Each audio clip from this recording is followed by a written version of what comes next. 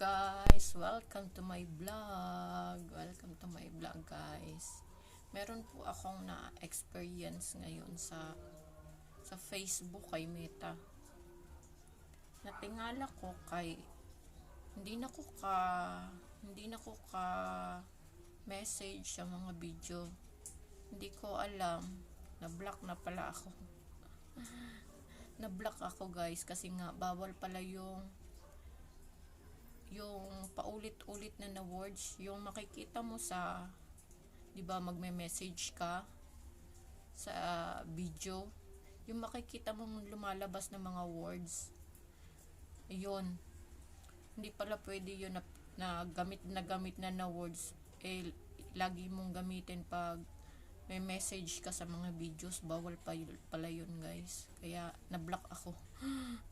Hindi na ako makasend sa mga videos, hindi na ako makamessage sa mga videos kasi nga hindi ko alam, bawal pala yun guys. Kaya sa mga kapwa ko ka-reels dyan, mag-ingat-ingat po tayo sa gamit na words. Ingat-ingat po, lalo na dun sa mga baguhan na katulad ko guys.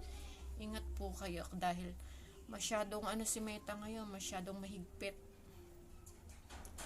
Napakahigpit ni Meta. Hindi natin alam na yung ginagawa pala natin ibawal na. Wala tayong kaalam-alam guys.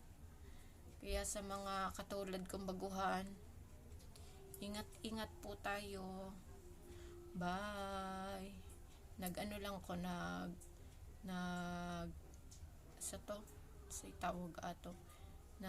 gi-confirm lang na ako sa inyo mga ka-reels. Kasi nga baka mamaya magtaka kayo kung bakit hindi na kayo ka-comment sa mga videos ng inyong kapwa creator. Ganun pala ngayon si Meta kahigpit. Ngayon ko lang nalaman kasi nga baguhan nga din ako.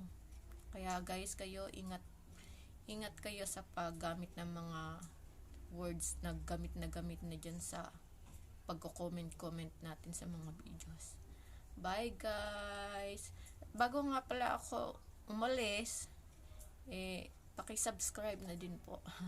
Sa mga gusto lang, hindi naman ito sa pilitan. Bye guys, thank you.